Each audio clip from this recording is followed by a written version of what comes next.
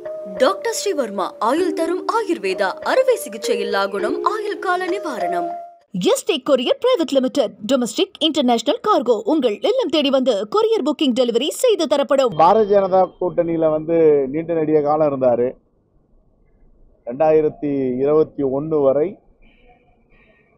பாஜக கூட்டணியில் இருந்தாரு.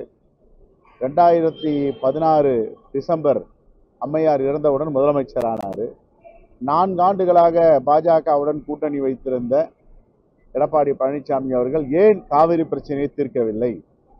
இது உச்சநீதிமன்றத்தில் வழக்கு இருக்கிறது. உச்சநீதிமன்றத்துடைய அனுமதி இல்லாமல் அங்கு மேகதாதுவாகட்டும் எங்குமே அணை கட்ட முடியாது என்ற நிலை இருக்கிறது. ஆகவே இது காவிரி மேலாண்மை முறையீட்டு ஆணையமும் காவிரி தீர்ப்பு ஆணையமும் உச்சநீதிமன்றமும் இதை முடிவு செய்யும். ஓகே, அதிமுகவை உடைக்கக்கூடிய வேலையில தான் பாஜக ஒரு விதமா செயல்பட்டு வருது. பல மாநிலங்கள்ல பாஜக செஞ்சதை இங்கேயும் செய்யறாங்க, அதனாலதான் நம்ம வெளியே வந்திருக்கிறேன் அப்படின்னு சொல்லி அவர் சொல்றாரு. அந்த ஸ்டேட்மெண்ட் எப்படி பார்த்து? நாங்க ஏற்கனவே பல முறை சொல்லியிருக்கோம், பாஜக எந்த மாநில கட்சியோடு கூட்டணி வைத்தாலும் அந்த மாநிலத்தில் உள்ள கூட்டணி கட்சியை விழுங்க ஆரம்பிக்கும். அதுக்கு பல முன்னுதாரணங்கள் பீகார் இருக்கிறது. மகாராஷ்டிரால இந்தியாவின் நம்பிக்கை பெற்ற ஒரு இந்து மத தலைவராக, இந்துத்துவ தலைவராக இருந்தவர் பால் தாக்கரே அவர்கள். அந்த பால் தாக்கரே அவருடைய மகன் உத்தவ் தாக்கரே அவர்கள் அந்த மாநிலத்தின் முதலமைச்சராக இருந்தார். அவர்களையே விழுங்கி கட்சியை உடைத்து அவர் கட்சியில் இருப்பவரை ஏக்நாத் சிண்டேவை முதலமைச்சராக்கி பிறகு அவரை காலி செய்து பாஜகவின் முதலமைச்சர் ஆகி இருக்கிறார் என்றால் இதுதான் RSS உடைய சித்தாந்தம், பிஜேபியுடைய சித்து விளையாட்டு என்று நாங்கள் பலமுறை சொல்லி இருக்கிறோம். எடப்பாடி பழனிசாமி அவர்கள் ஏமாந்து போய்விட்டார். அன்வர் ராஜா முழித்து கொண்டார். தமிழ் சமூகத்தை காப்பாற்றுவதற்காக அவர் திமுகவில் தன்னை இணைத்துக் கொண்டிருக்கிறார். அது நல்ல முடிவுதான்.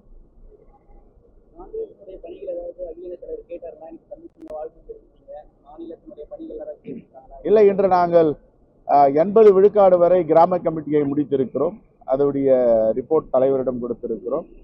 பிறகு எங்களுடைய காமராஜரால் இயற்றப்பட்ட காங்கிரஸ் அறக்கட்டளையின் சொத்துக்களை எல்லாம் நீதிமன்றம் மூலமாக மீட்டெடுத்திருக்கிறோம். அதை பற்றியும் ஒரு உரையாடல் இருந்தது. எங்களுடைய அகில இந்திய காங்கிரஸ் கமிட்டி தலைவர் மல்லிகார்ஜுன கார்கே அவர்களுக்கு அவருடைய பிறந்தநாள் வாழ்த்துக்களை தமிழ்நாடு காங்கிரஸ் கமிட்டி சார்பாக தெரிவித்தோம். எங்களுடைய நாடாளுமன்ற உறுப்பினர்கள், நம்முடைய துணைத் தலைவர் திரு சொர்ணா சேதராமன் அவர்கள் வந்திருந்தார். அவரை வாழ்த்து பெற்று வந்திருக்கிறார்.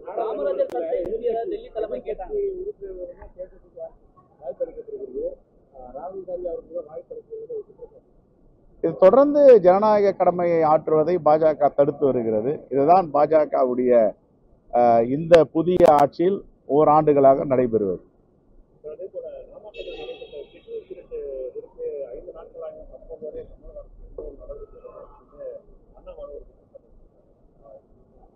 இல்லை, இந்த கிட்னி திருட்டு, மக்களை மூடநம்பிக்கையில் அழைத்து செல்வது, ஏமாற்றுவது, இப்படிப்பட்ட வேலையில் ஈடுபடுபவர்களை சட்டத்தின் முன்னால் நிறுத்த வேண்டும். கடுமையாக அவர்களுக்கு தண்டனை பெற்று தர வேண்டும் என்றுதான் காங்கிரஸ் பேர் இயக்கத்துடைய கோரிக்கை.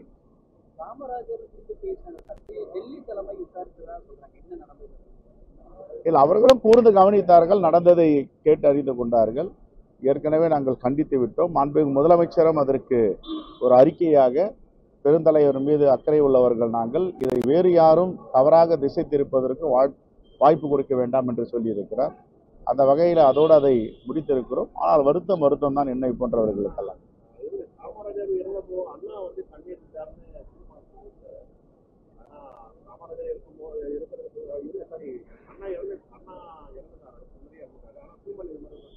ஆயிரத்தி 1969 பேரறிஞர் அண்ணா இயற்கை எழுதிவிட்டார். சில நேரங்களில் ஞாபக மருதி அல்லது எதையாவது இணைத்து கூட்டி குறைச்சி பேச வேண்டும் என்ற அடிப்படையில் பேசுவார்கள். அதை பொருட்படுத்த வேண்டியது.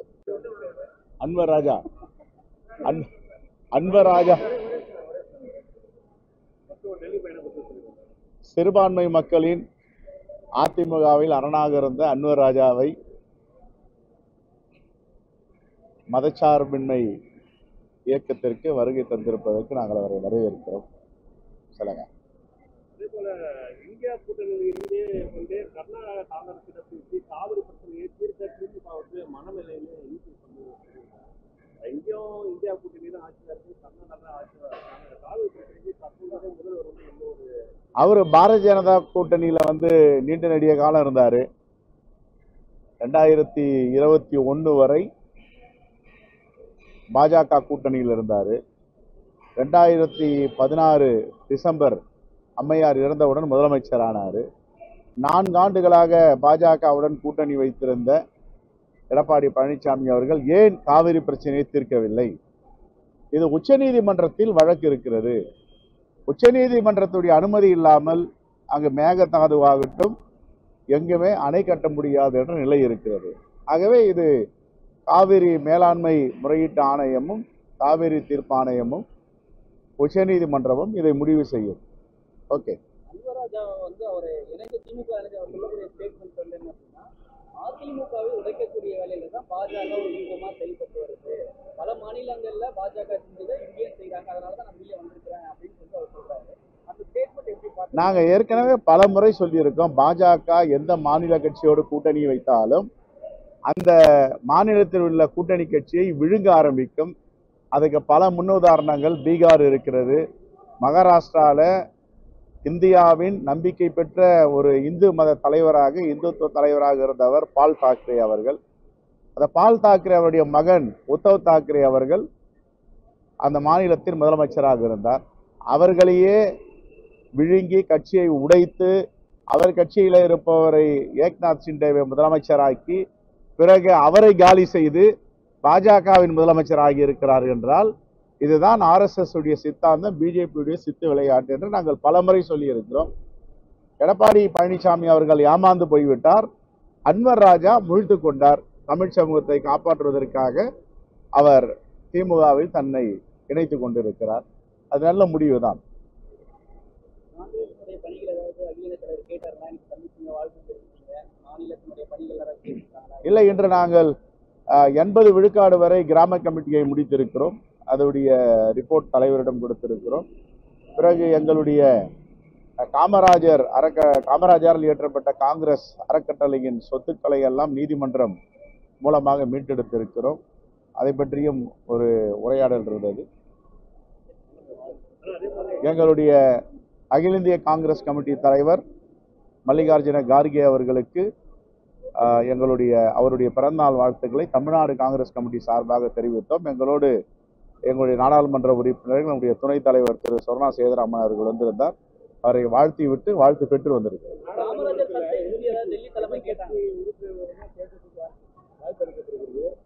ராகுல் காந்தி அவர்கள் வாய்ப்பு இது தொடர்ந்து ஜனநாயக கடமையை ஆற்றுவதை பாஜக தடுத்து வருகிறது. இதுதான் பாஜகவுடைய இந்த புதிய ஆட்சியில் ஓராண்டுகளாக நடைபெறுவது.